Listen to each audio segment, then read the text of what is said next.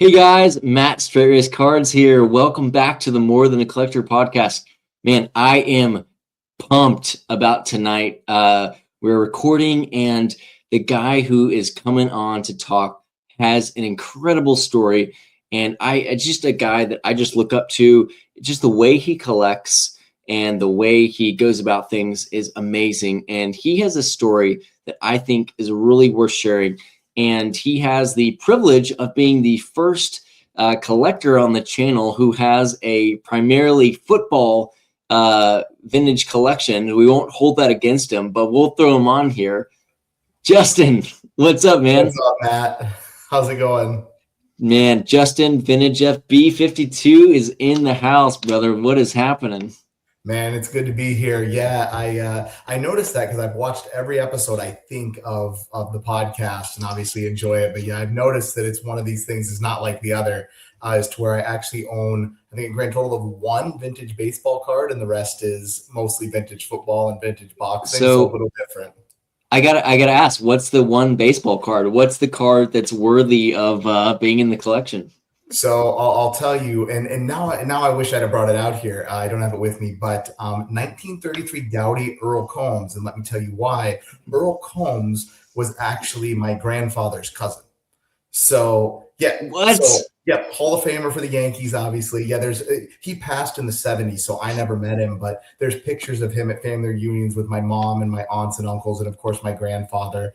At one point, my mom had a signed baseball from him. I think I actually ruined it as a little kid, to be perfectly honest. I think I would throw it against the wall or something. Oh, totally. Of course, but yeah. So because of that connection, one of those popped up. It's a low grade, it's a 1, but popped up a couple years back, and I'm like, I have to own that card. I have to own a 33 Dowdy Earl Combs. Man, what a great way to start this podcast. Forget talking about football. We've got your baseball set up right here. This is awesome.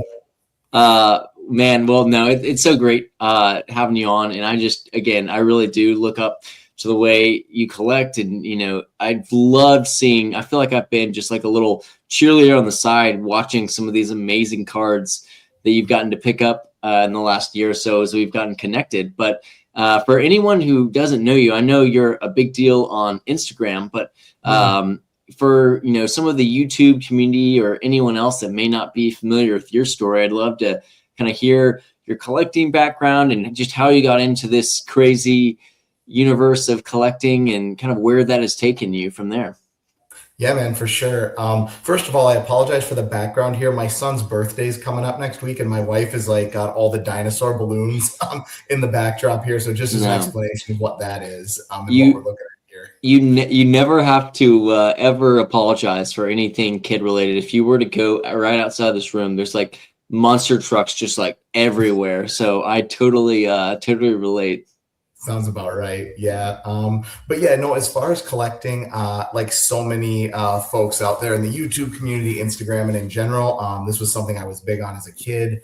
I started collecting in 1989, which was an awesome year to start collecting cards. A lot of iconic stuff that year. I grew up in Michigan, so I know the Upper Deck Griffey is kind of the quintessential 1989 card. But for me, it was the 89 Scoreberry Sanders that I was tracking down. Yeah. So very good year to start collecting. And, growing up, I collected everything I could get my hands on: football, basketball, baseball.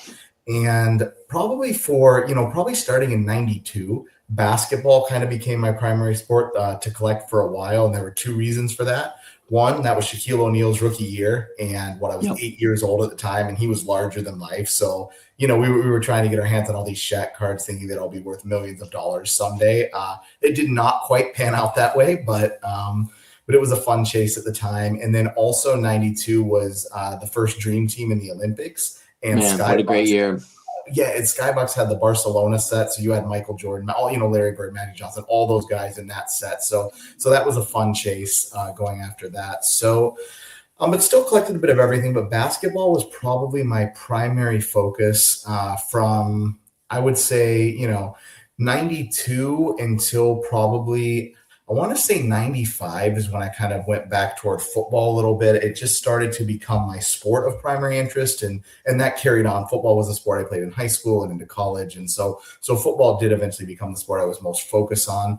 Also, kind of those, there's some really great sets that I like from mid 90s football in terms of, the Topps Finest, Bowman's Best, and stuff like that. So, and I kind of rolled with that until 98. 98 was sort of the last year I collected, that was what was that? That was 8th grade. So that's kind of that transitional period, right? Where you're going into high school, getting focused on other things. And 98 was a good year to leave off for football because there was, that was Peyton Manning, Randy Moss, Charles Woodson's rookie year. So, so that's kind of where I stopped collecting as a kid. And then as an adult, obviously, life happens. And I think we're going to talk a little bit about that here on the pod tonight too. But was away from the hobby until I guess it was almost exactly 20 years, because 2018 is when I got back in. And I got back in through, I mentioned Barry Sanders earlier. I got back in through a gift from a friend of mine. Was back in Michigan, back in my hometown over the holidays. And I have one really good friend. I still visit there every time I go. And we're both huge sports fans, huge Lions fans. And he'd been telling me for a little bit, he was getting back into cards. And I'm like, oh, that sounds cool. That sounds cool. So when, we went to his house, he's like, hey, do you want to come up and see what I'm collecting? And of course, right, we're, up in our room, like 2 kids up in his room. What cards he has. And it was a blast. Our wives are sitting there like, really? What's happening right now? Yes. So we're up there just, having a great time, looking through his cards and everything like that. And, come across, he had just bought a lot of 1989 Topps traded Barry Sanders rookie cards. And so I'm going to say he had like 5 or 6 of them sitting there. And I'm like, that's a rookie. I remember that one, And yet, right, like it's, even though I know it's like a $10 card, it's like I'm sitting there looking at a Barry Sanders rookie again. And it just really. But the nostalgia, yeah. For sure. Just drowning in the nostalgia. And he's like, do you want one? Oh, yes, absolutely. Right. And I'm going down like it may as well have been $100,000 card, because I'm running down and showing my wife, look what Jason gave me. She's okay, great. Okay. But that, that card got me back into okay, because I never got rid of my collection. Now, some things were lost to time a little bit, but I always, took my cards with me whenever I moved and that sort of thing. So started looking at what I had a little bit more. It was kind of a slow reentry to the hobby because my wife and I got married in 2019, bought a house. Congrats. There was a lot of expense. Thank you. Yeah, a lot of expenses in that time period, but it was sort of, and of course, COVID was kind of a unique time anyway. But after we, purchased our home in 2021, obviously, now you're not saving quite as much money and there's a little more disposable income. And that's when I really started jumping back in. And at first it was kind of like really collecting like I did as a kid, where I was bouncing all over the place, trying to really get a feel for what I enjoyed. And funny enough, I think I kind of did that for several months. And then in early 2022, I actually got COVID and I was confined to my room like Quasimodo for 12 days or something, where I just sat up there. And I had all my cards in there with me, but also an ungodly amount of time to just sit there on eBay and ComC.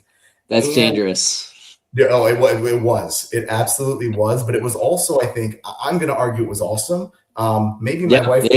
Both. But it was actually awesome because I started, and I'm trying to, and I've talked about this with multiple people now. I can't remember how my thought process got here. Maybe it was, the COVID brain fog. But I just started kind of poking around and thinking, okay, as a kid, what cards did I want to get in my collection that I thought were unattainable? And immediately I started, thinking about some of these vintage football cards.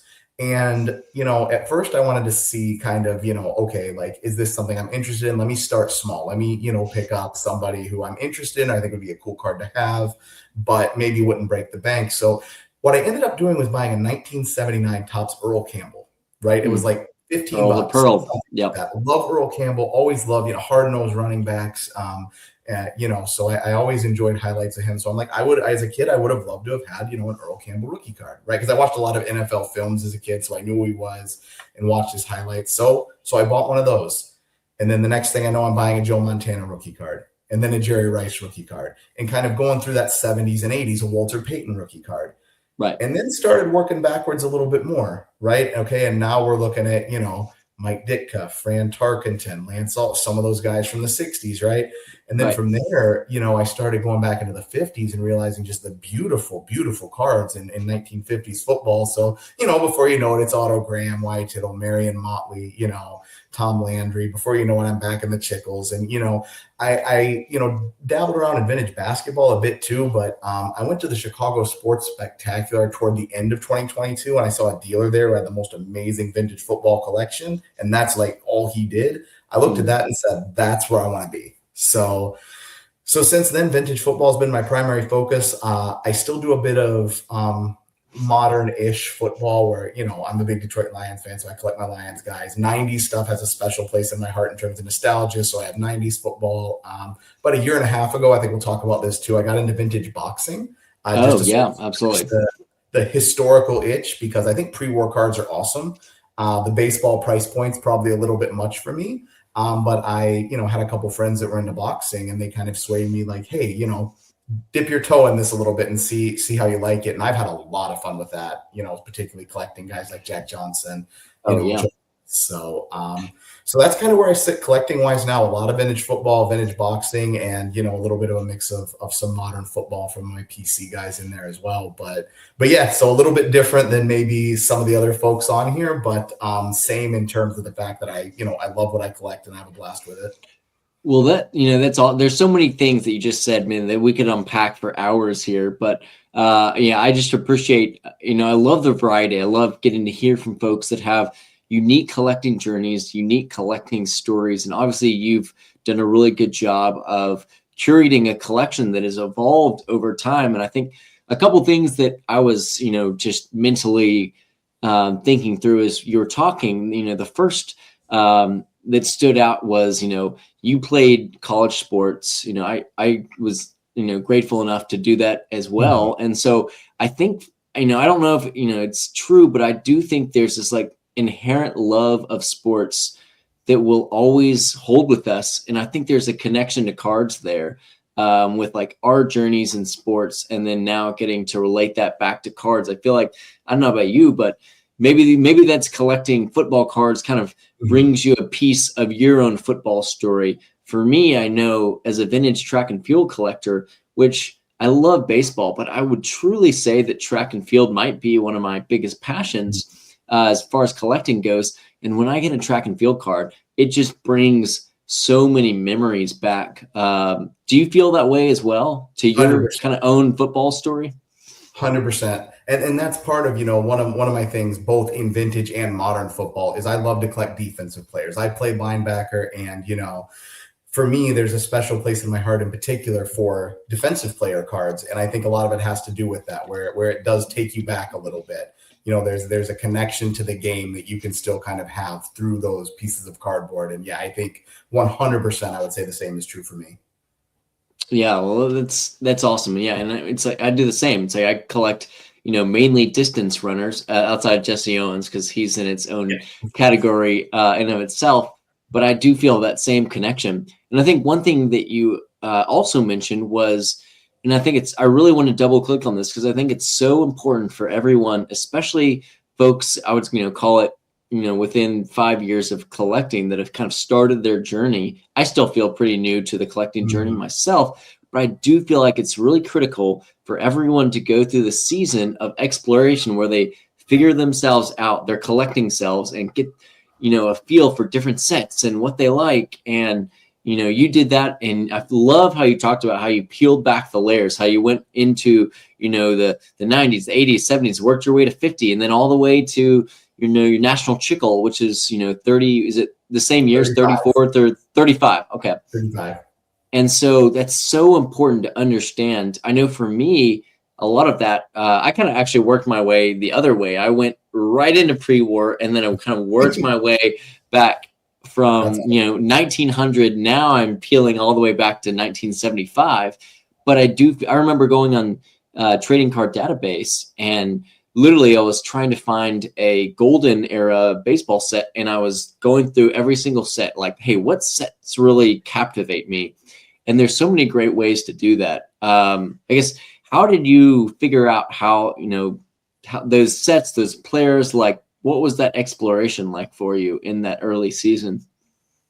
So at first it started with guys that it kind of started with those guys that to me were iconic growing up, right? Either they were kind of, on the cusp of being guys that I saw play or guys that I actually like Montana, Rice, Barry Sanders. Those were guys that, were the heart of my early childhood, my early football journey. Picked up some old like 84 USFL cards, Reggie White, Jim Kelly, Steve Young, other guys that were, kind of a part of that early journey for me. And from there, right, like I said, I watched, and I'm not sure this is what every kid did when they were sick from school, but I watched a ton of NFL films on ESPN when I was sick from school. I would sit there. These are awesome. For as many hours as that was on there, and I would sit there and watch that stuff. So it was kind of one of those things where as I started to work backwards, it's like, okay, yeah, I remember watching Chuck Bednarik highlights, what's his rookie card go for? Turns out quite a bit. So I had to wait a while. I do have that one now, but that one was took a minute to save up for it. And then, guys like Otto Graham, right? Always, saw highlights of him. Obviously he, got a little bit more publicity recently because he's the only player to match Tom Brady's number of championships. So, looking back, okay, hey, what are his cards go for? Slinging Sammy Baugh is one of my all-time favorites. I think he is such a important figure in the history of football in terms of the passing game. Today's like contemporary passing quarterbacks owe a lot to him. What do his cards go for? And he has some awesome looking cards, by the way. And and that's part of it too. When I started to think of the players that I remember kind of watching and really enjoying their highlights and their stories on NFL films. From there, when you kind of look at their cards, to me, one thing that's awesome about vintage is just the artistry of the sets, right? When I look at a 50 Bowman Otto Graham, I see a masterpiece there. And there's other cards like that jump off the page to me too. The 50 Bowman Wyatt Tittle, I think, is a beautiful card. The 51 Bowman Tom Landry, the 51 Bowman Emlyn Tunnell, right? Like these are cards to me when I looked at them or was able to just get them in my hand. It's like I feel like I'm holding a piece of art. And, that was a big part of it. And then just, I know we're going to talk about the Chickles a little bit, but, you have some guys in that set like Newt Rockne, right? You think about the history of the game of football. And the guys that pop out is, okay, you can't write the story of, the sport without these people. Gee, I wonder what cards they have. What do they go for? So for me, it was kind of at first guys that were part of my story as a football fan. And then it kind of became, okay, who are the guys that based on my knowledge of NFL films and kind of what I saw growing up, who are the guys that are integral to the story of football more broadly? What cards do they have? And, what jumps out to me when I kind of poke around and take a look at it? Yeah, that's awesome. I think it's, especially when you're talking about, a lot of those like 40s and 50s football cards, and especially like the National Chickle. I love how those are also timestamps into just like, I think about when you look at those cards, you can see like the equipment that was used and, their shoulder pads. And, I have this like visual image of, is it Sammy Ball's rookie? It's like the green card that's kind of glossy. There's got that like big helmet and just this iconic. I don't think it's his rookie. That's the 50 Bowman. That's the 50. Yeah. Beautiful. So this is 50 Bowman. I think to me that's like it should be like the top 10 iconic football cards, because it's just like this time capsule to the past of like, hey, here's how they played football. Here's like a real man who played football. And I also think the same about baseball. You could, peel the layers back, but I think about like a guy like Roger Bresnahan, a T206 Hall of Fame guy, and he was one of the first guys that showed up to a game and put a catcher's gear on. So he was the first proponent to have any type of like gear on the catcher's mask. That's awesome. I didn't know that. That's awesome. Yeah, and I think when you look at those cards, it's just like it transports you back to a whole new game, and so I think it's so fascinating. So yeah, that's awesome. And as we kind of talk about that in designs, I'd love to hear. I know you have a really key interest and a love for those National Chickles, man. I'd love to dive more deep into that, because as on the sidelines, man, I'm not even a football collector, and I see those cards and my jaw just drops. Those are amazing. So yeah, I've got a few of them out here. I've let go of a couple of them this past year because lesser Hall of Fame guys, as to where the price had just gotten to a point where it's like, you know what, like that card, I don't love it to that amount of dollars. And there were other collectors and friends who would, so I let a couple go, but the 4 that I still have are probably in the PC forever, and I'll start with probably I think probably my favorite one that I own, and this is the 35 Chickle Dutch Clark rookie. I love this one because he here. is Let me spotlight you here. There we go. I'm gonna pull myself out. There we go. There we go. Yep, I don't think my camera quality is quite as good as yours, but this one's in a SGC3. Dutch Clark is the first Detroit Lion to go into the Hall of Fame. So that's a big card for me as a Lions collector. This was also the first Chickle I bought. And this was, I think, I want to say it was before my, so it must have been 2022 or 2023. I'm trying to remember exactly which one. I guess it was 2022. Yeah, it would have had to have been because it was before my son was born. And it was a big decision at the time to try to buy this in the SGC3 because it was all of $500. That turned out to be a very good time to buy because I would not be able to afford that card at the moment. So I'm glad I got it when I did. That's awesome. I think I'll bookend. I'll show a couple in the middle, and I'll sort of show first and last my 2 favorites from the set. But in between, we have Ken Strong. Dutch Clark was a part of the first Pro Football Hall of Fame class. Ken Strong was a part of the second. I just think this is a really cool shot. Obviously, this one's miscut, but the color on it is absolutely fantastic. And I think for me, obviously in a perfect world, I'd have centering, color, crisp corners, everything. But for me, registration and color on these Chickles is what I really value because they are just so beautiful when the colors pop out at you. And I think this is probably the one I have. This is probably close to the one I have with the best color on it. So I really like that card a lot. I'm with you. Everything's good to have, but I think centering becomes less important. Corners become less important on a set that's so focused around corners and colors, and you want the image to pop. It's, that's a great mindset when you're getting those cards. And I love his legs that stick out on that card. Yeah, it's a really cool pose.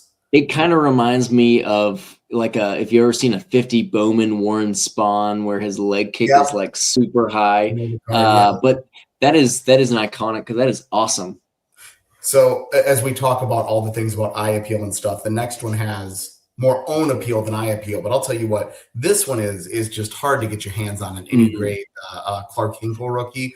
Because Clark Hinkle's a Packers legend, and man, the Packers just have a huge collecting base. So trying to get my hand on this one was actually quite difficult in any grade. Got a deal I liked, good price point for what it is. It's in rough shape, but man, I'm just happy to own it. Like the Clark Hinkle iconic card from the set.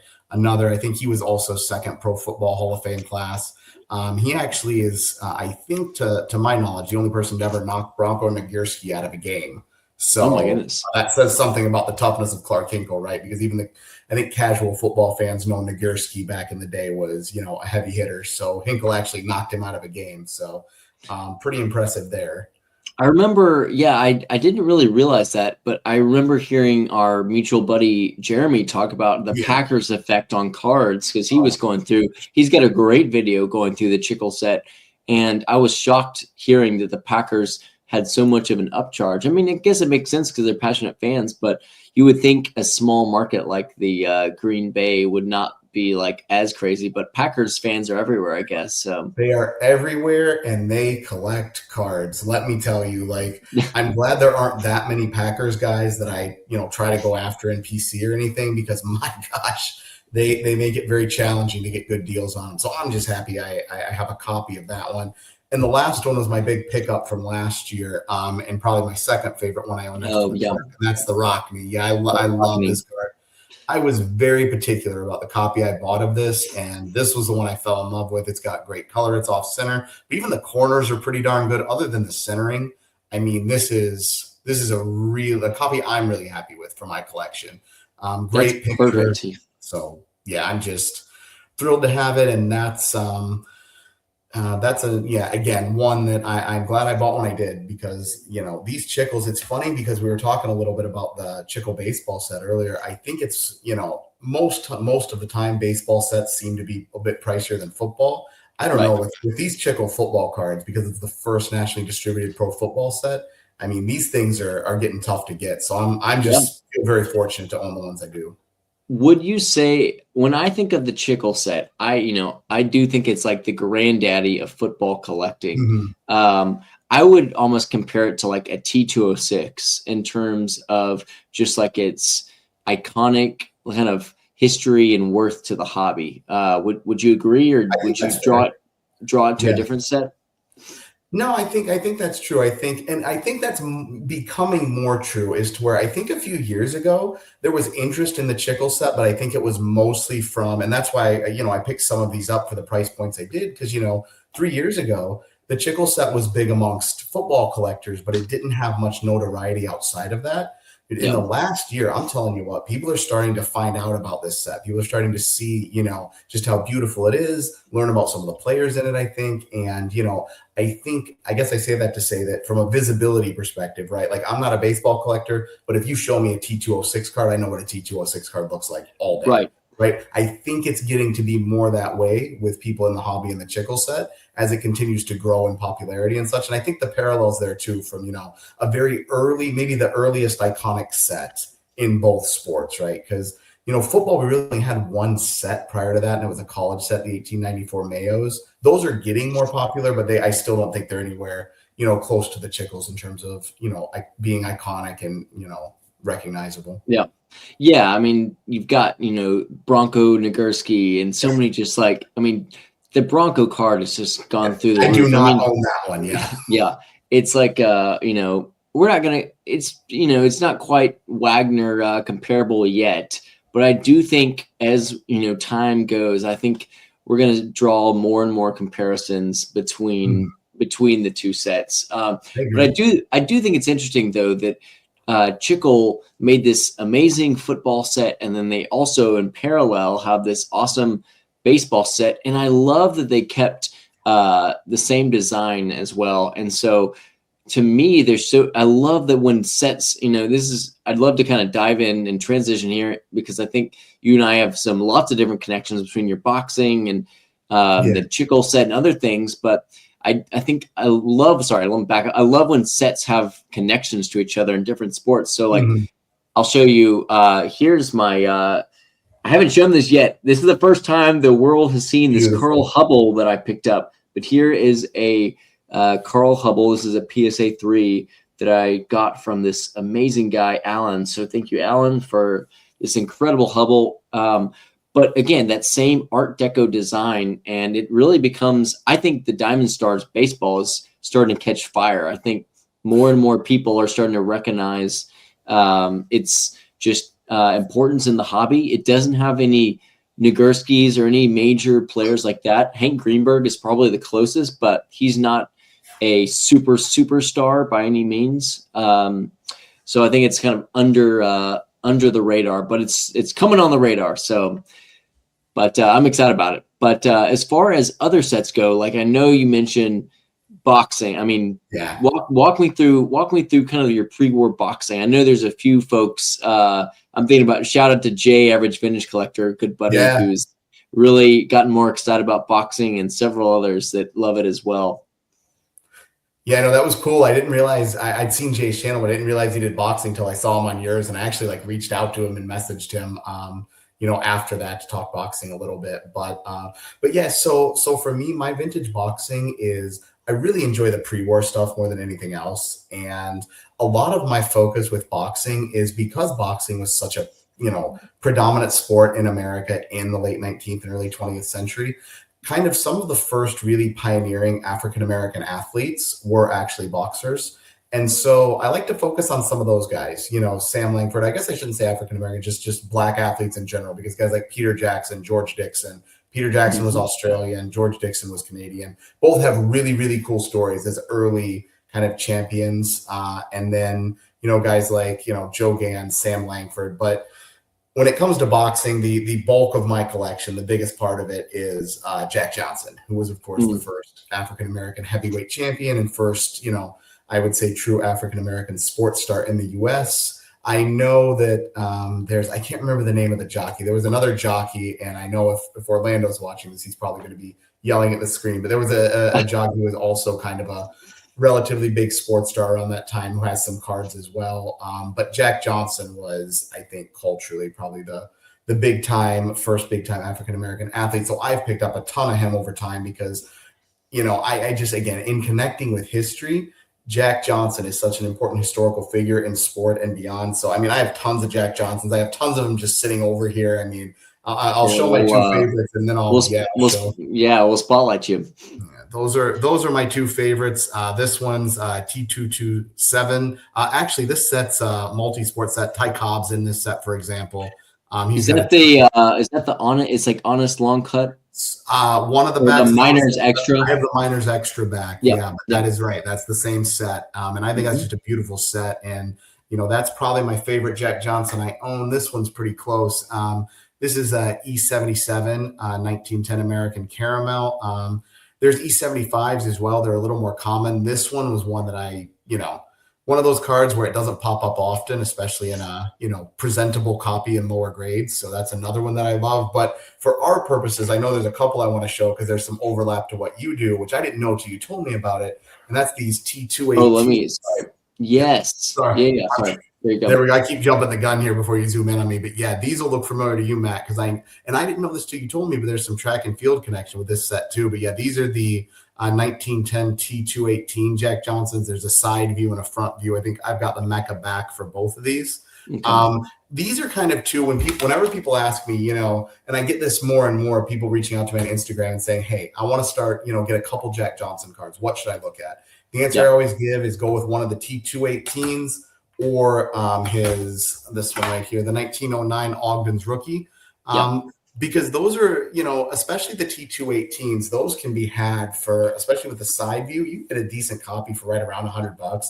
The Rookie, you'll pay a little bit more for it to get a decent copy, but it'll still be sub $500 if you want to kind of get in on a little bit higher level Jack Johnson card. But for me, I think those T218s are a great entry point. They're beautiful cards, they're iconic, and the price point is just right. So yeah, those are a couple of the Jack Johnsons I have. I'm excited to see some of your 218s. I actually haven't seen them.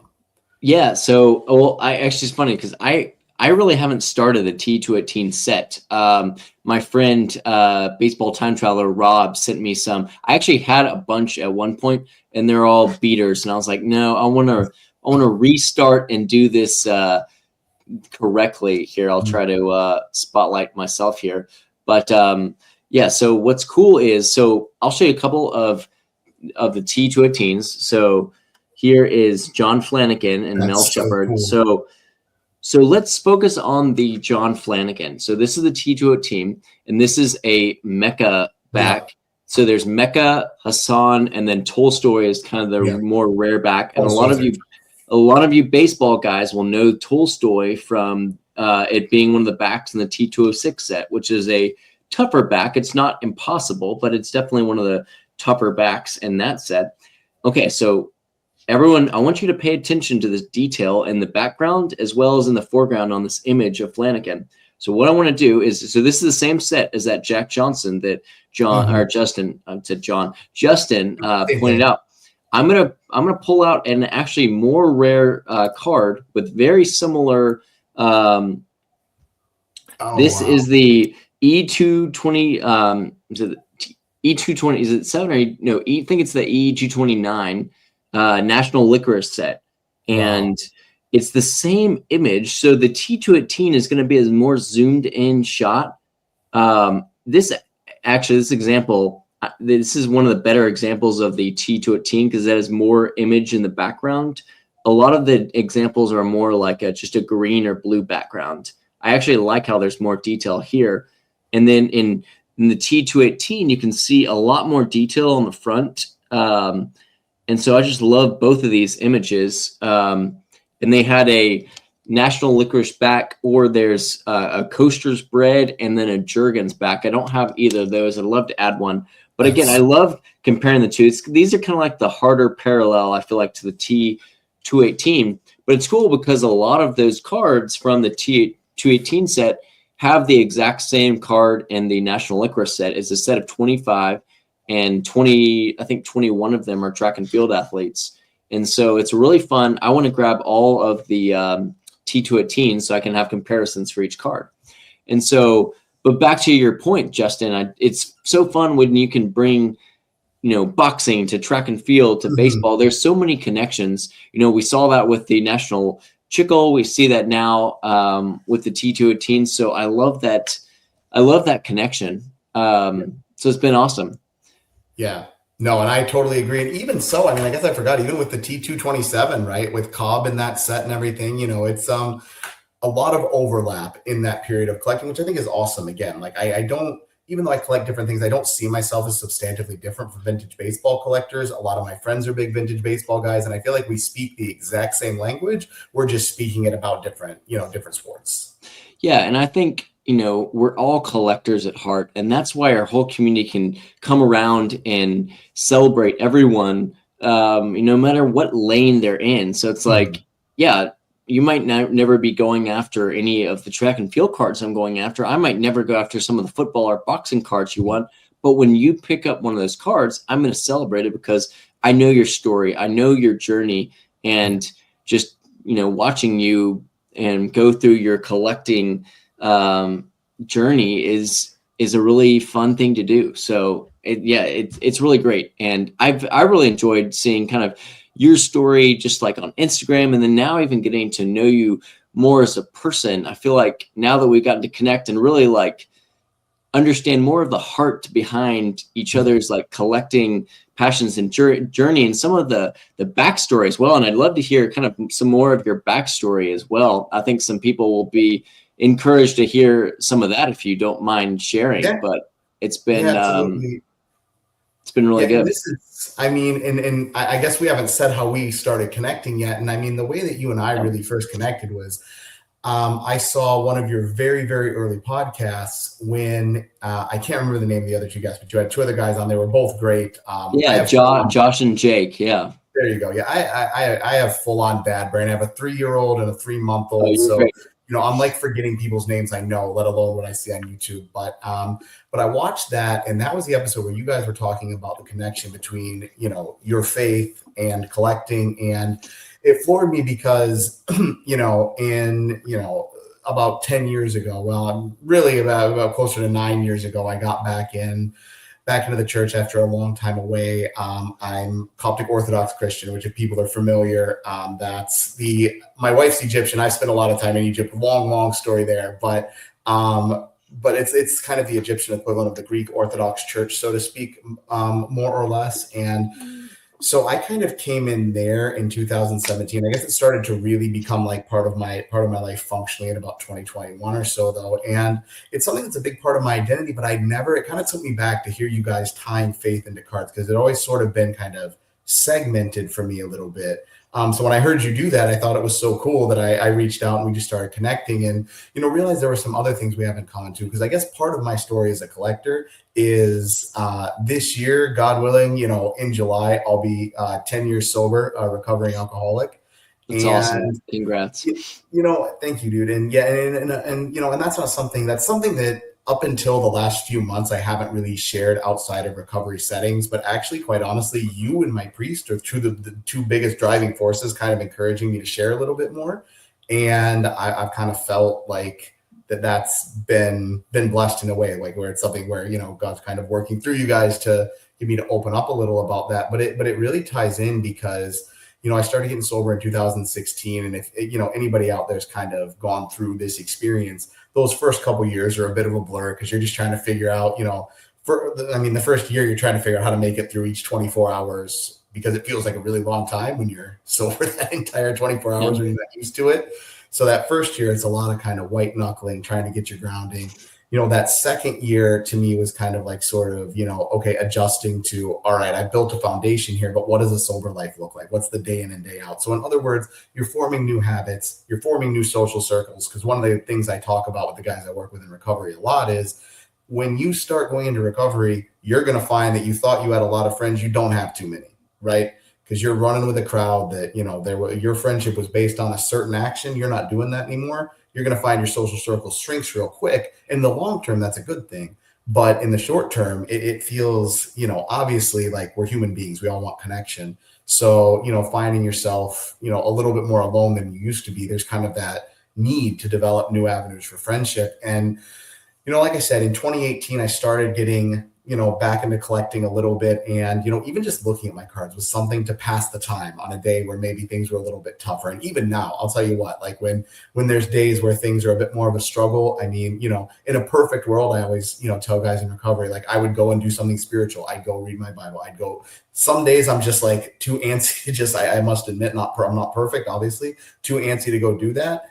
But the next best thing I do, I can go sit in my card room. I can look at my cards, and that kind of chills me out. And that's something that really, since especially since 2021, when I started to rebuild my collection, and, it gave me something to focus on, something to, and there's other things too, but it is one thing that it, focus on, to have like goals, to have, watch yourself like accomplish something, achieve something. And, when you say that to non-collectors, they're like, what are you achieving? You're buying cards. It's like, no, it's hard. You got to track her down the right copy. There's something to it. And, Right.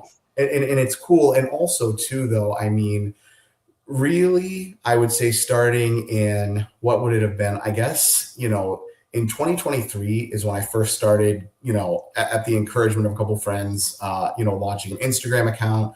It's when I first kind of started jumping on some YouTube channels and stuff, started going to more shows, and just really through that have been able to build a community. A lot of it's with guys like you, Matt, that I've never met in person, but we talk, we text, and a lot of the guys I go back and forth with on Instagram, and in text messages, it's like it's gone from, hey, we're sharing card pickups and talking about what we collect, to now we're talking about parenting. Now we're talking about life. Now we're talking about faith, right? And, like I kind of told you the other day, my community at this point, more or less, if you're talking about my real core people outside of family, it's, my church and my card community. And in recovery, it's just, the more like healthy, strong community you can build with really good people with similar interests. I mean, that's key. So, and that's been a large part of it. Collecting has really been that, one of the avenues that I've used to kind of steady myself a bit and build community. So it's, there's more to this than just picking up pieces of cardboard. I mean, this really is something that can be a real healthy outlet and means, like, because, like we're older now. We don't go out as much. We don't have as many means of meeting people. We have, we both have little kids. It's such a good way to have a hobby you can do from anywhere, and also to connect with people when you just don't have as many opportunities to do so. Yeah. And man, first of all, man, I really appreciate your authenticity, just to share your heart and, your journey. It's not easy to walk the road of recovery. So man, just proud of you for continuing to do that. Thank you. I haven't shared this, but we don't have the exact same story, but I've had to walk the road through addiction and recovery as well. I mean, shortly, my wife and I were married in 2018, but when we moved to Dallas in 2020, so pretty early on into our marriage, a year and a half, 2 years in, man, I was just battling with, several different things. I had this, crazy video game addiction. I'd wake up in the early hours of the morning and do that before my wife got up, so she wouldn't see that I was doing that. And I had this huge, porn addiction I couldn't shake, and it's just all this stuff. And so I went through a kind of intensive year and a half, 2-year recovery and addiction program through my church. But it was so healthy to, like we were talking about, being in community with guys, to just be honest and share. And I feel that way in the card community too. I was thinking about tonight because I've got a sister in Nashville, and she's just getting hammered by the storms right now. And it's been like, I don't want to go into the detail, but she's just gotten, every curveball has been thrown at her possible. But I was thinking about a few weeks ago, I was pinged by a guy on LinkedIn of all places. And he was like, hey man, I think I heard you on Moynihan's podcast. Like, are you that guy? And I was like, yeah, that's me. And so we just connected. We talked about cardboard. Then it switched to, talk about faith, and his daughter's moving to Dallas and wants to find a church home. And I was like, great. Well, whatever, tell her to come to church with us and come hang. And then we've just gotten to connect more. And it was crazy because he's in Nashville, and I just said, hey, checking in and what's going on, and kind of told him my sister was struggling, without blinking. He offered up he's like, hey, if my house gets power, she's got a place to stay. And I was just amazed That's at awesome, dude. yeah, I was blown away. I still am blown away. And so, Forrester, listening to this, I was just so encouraged by that. And it was just like a small reminder to me that man, God can use anything for his glory. He can use a piece of cardboard for his glory. But then B, it's just like the power of community and the power of just great people all over the country. Like you said, like I've never met the guy in person. I've just texted with him. I even talked to him on the phone. Although I'm going to call him tomorrow and thank him for his kindness. But yeah, so I'm so grateful, man. And it means a lot. And I'm just so grateful for people like you who are willing to send that text or send that message on Instagram. And so I feel like I'm a broken, saying this again and again, but I feel like I know for a fact we talked about this 4 or 5 times on this podcast, but man, what a great challenge to reach out to others and connect with others in community, because you will be blessed. And I've been so blessed by Justin, and we get to encourage each other in our own collecting and our walk. So it's been good. But I do want to double click on one thing. I know you mentioned, as both guys who have been through, recovery and just some rough, kinks in the road, collecting can be a really addicting, hobby. And if we're not careful, we can get quickly sucked into it. How have you balanced, like, obviously, battling your road recovery? How have you balanced collecting being this addictive hobby, and how have you found that balance of, collecting but not being too addicted to it, if you will? So it seems like the only way I ever learn anything is I make mistakes, and the difference between, I guess, me at 41 and me at 31 and 21 is the pace with which I recognize when something's not going right, and the pace with which I go to correct it. And so like it can go so quickly, right? Because listen, I collect vintage football, vintage boxing, and modern football, but I think vintage baseball is cool. I think basketball is cool. I think track and field. If you let yourself, you could, without question, be down every rabbit hole, and you could have, no retirement fund out, and, taking out a second mortgage on your house to buy cards. And thank God it never got to that point. But there were a couple times where, I looked at what I had spent in a given month, and I'm like, nope, like this is, and look at what I bought too. There was actually, sometimes the best advice is the most simple. I was watching, I don't remember if it was one of their off-topic episodes with Greg and Darren from Return to Collecting in Midlife, or it was just Darren on his channel. But he said something so simple. He said, what's one of the key things for buying card? He said, you have to love it, not like it, have to love it. Or maybe it was a comedy man in one of Greg videos. I don't know, but I know that quote is, I attribute that to him. Love the card, don't like it. And that's something that is really, I just heard recently that I feel like, man, that's advice I need to follow going forward, but it's advice I wish I'd have followed going backward. Because I'd look at some of the stuff I bought and I'd be like, this is cool, but why did I spend $250 on this?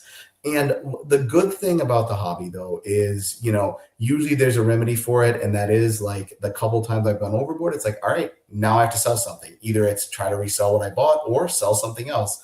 Even if I don't want to, it's like, I made a mistake. I got to own up to that. And that's also, too, it's right. It's for all the good collecting has done in my recovery, it's also, well, I guess this is good in a roundabout way, but it also at times has been kind of maybe a check on some of the defects that are still there, kind of the behavioral tendencies that got me caught up to, where I was in my addiction.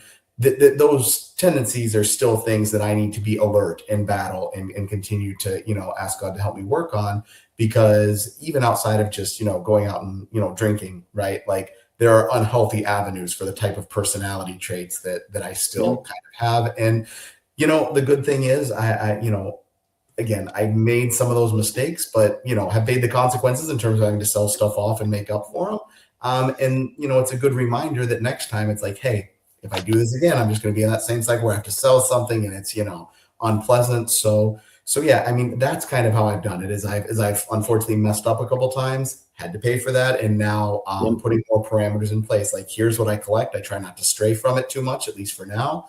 Maybe later in life, when my kids are at a daycare and everything like that, I can go down a few more rabbit holes. But, now's not really the moment for it. And I'm really trying to, take that advice of love the card. When I look at something, do I love this? And does it fit into what I'm doing? If not, I don't have any business looking at it right now.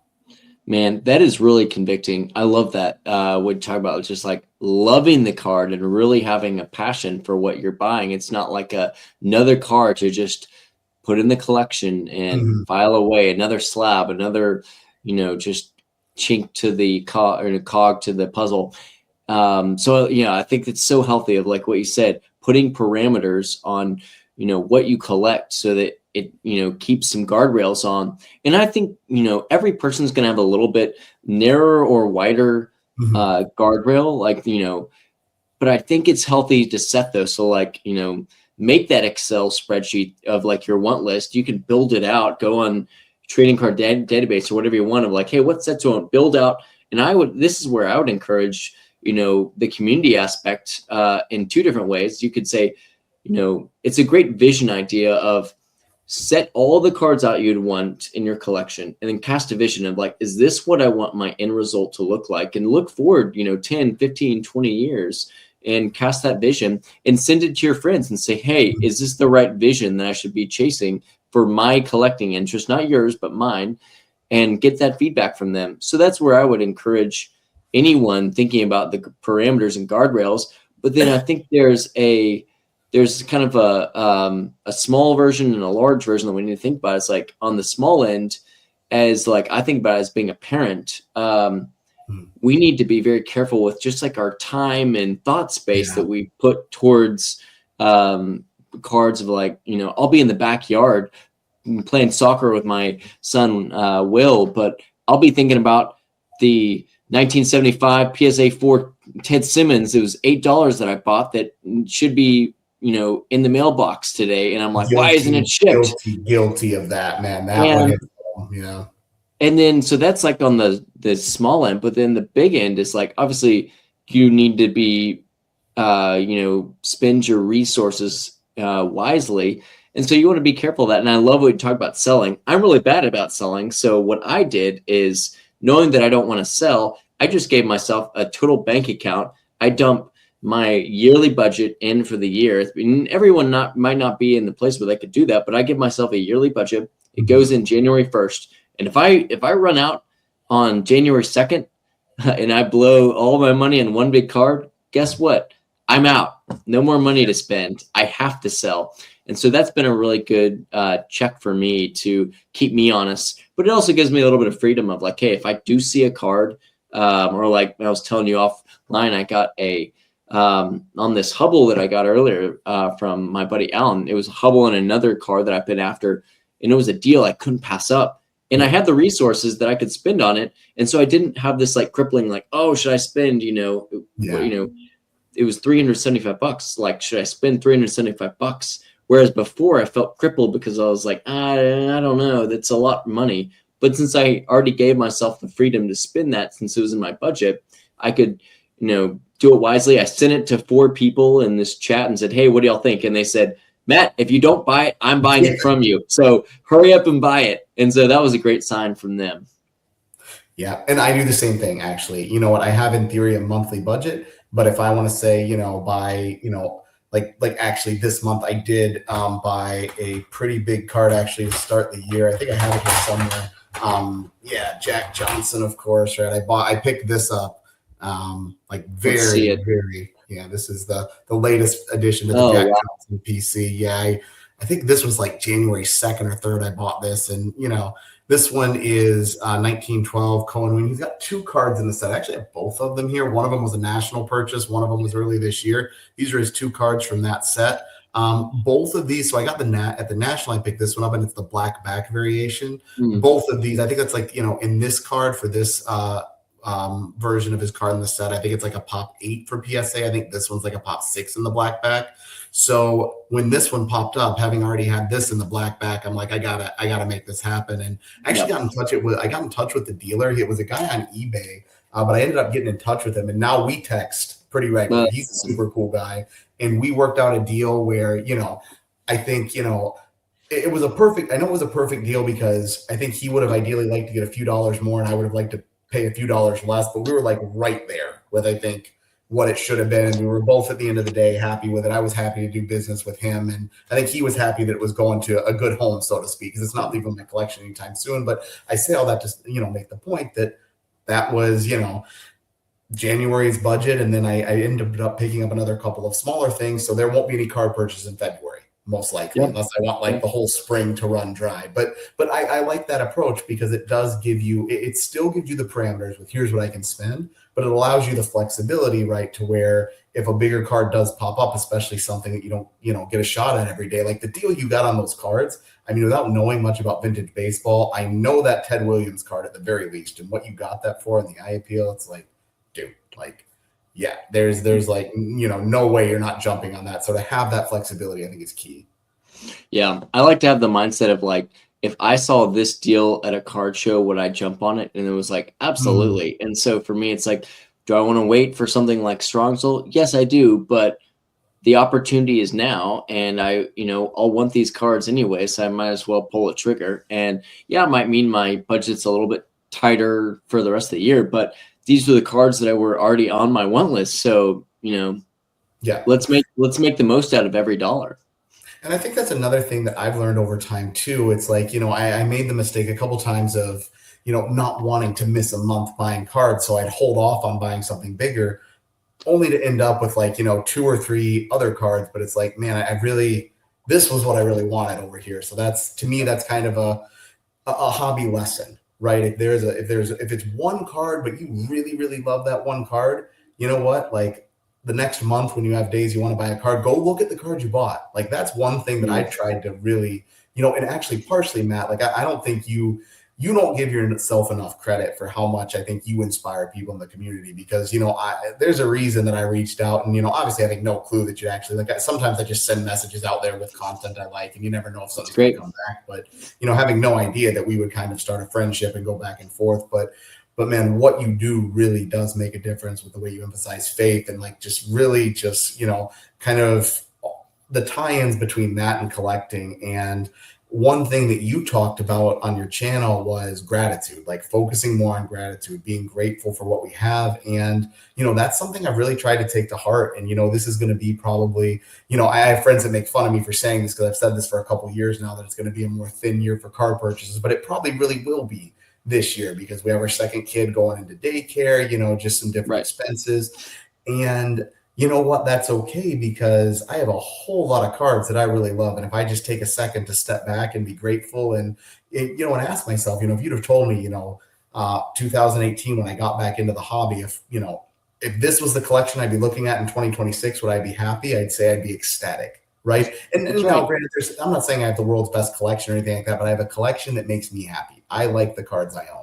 And I need to remember that, go back, be grateful, and just take the time to look at what I purchased, right? Because that's why we have these things, to enjoy them. So just take more time enjoying the having as opposed to the chasing. Not that that's not fun, but getting too obsessed over there can lead to, just like what you were bringing up earlier, maybe a bit of a addictive problem going on with the collecting. Yeah, that's why I've got these 2 display cases in the back here because I get to practice gratitude every day when I come into this room and I can just take a deep breath and go, man, I am so blessed and so grateful that I get to cherish these pieces of cardboard. But it's such a great convicting reminder because you really got to practice that every day. It's not a every now and then type deal. You got to practice gratitude every day. It'll just see, comparison and all kinds of things creep in. And so I'm not the best at that. And so I have to preach. What you said about gratitude is all just me preaching to myself and hoping to encourage others along the way. So I really appreciate your kind words. But as we kind of wrap up here on the hour, Justin, any kind of final words of wisdom or final thoughts? I don't know about words of wisdom, but just a thank you for having me on here. I mean, and just thank you for your friendship and just being who you are in the hobby. I think that this is a really needed voice. And, obviously, from a, perspective of life and faith and everything, but also of cards, man. You have some great guests on here. Obviously, you know, we joked that I ditched you a couple weeks ago because I didn't want to follow Rich Klein. That might be partially true. I don't know. But you, man, what you're doing on here is awesome. And, you know, the only thing that I would add is in terms of like major tenets of the hobby is because I feel like in this past year in particular, there's just been so much hobby drama and all this stuff that people get worked up about. And it's easy to do, right? It's easy to find ourselves worked up about things without even, you know, really consciously trying to get worked up sometimes. But I would argue, you know, practicing trying to consciously not get worked up. And remember that at the end of the day, these really are just pieces of cardboard. Like this is supposed to be fun. And, you know, for me and the way that I treat this hobby and the role it plays in my life, like I just, you know, I think deep breaths and just trying to remember that what we're doing here is trying to, like we said, connect to a time in history for our sport or a time in history for ourselves as a sports fan or player or something like that, and just really enjoy ourselves and do something that gets to be a little bit more carefree than the day-to-day, you know, parenting, job, whatever it is. So I would just really encourage that, you know, no matter what other noise is going on, you know, I found it really to be helpful to just stay focused on, you know, the cards and the connections and the community and all the positive things, because there's a lot of that to go around in this hobby too. Man, you nailed it. That is such a great reminder. I remember being so mad when SGC said they weren't taking in-person submissions, so I couldn't submit them at the Dallas Card Show. I was like, come on. But anyways, this is such a blip on the radar of, you know, what's really important. But again, yeah, it's like, man, what is really important? It's the people, it's the cards, it's the relationships. And that's why I'm grateful that we can have these conversations, and just grateful for our friendship, both in cards and in life. So it means a lot. And so, Justin, where can other people, you know, find you to connect and chat with you? So hopefully someday when my kids are a little older, I want to do a YouTube channel. I love jumping on other channels. You know, we know our mutual friend Jeremy, Lefty Groveland Cards. I jump on with him. Yep. My friends Will and John, you know, Global Card Collectors. I jump on with them. So someday I'd like to say YouTube, but for the foreseeable future, IG Vintage FB 52. Always happy to talk cards. You know, anything else, faith, whatever people want to reach out about, really. I know there's some people out there that say I hate small talk. I'm down with small talk. I'm down for more in-depth stuff. Just, you know, whatever, but definitely, you know, happy to talk cards all the time. So if anybody wants to reach out, I'm there. Well, I know you'll be encouraged if you give Justin a follow, but I know you'll be even more encouraged if you send him a message, because he is just a great guy, easy to talk to, and loves cards and loves people well. So, man, I appreciate you guys. If y'all have any questions, you know, please reach out. I'd love to hear from you. You can email me at straightracecards@gmail.com or find me on Instagram at MattStraightRaceCards. But, man, thank y'all so much for listening, and I hope y'all enjoyed this. Justin, thank you again, brother. And as always, we are more than a collector, so let's all keep running the straight race. Thank you, guys.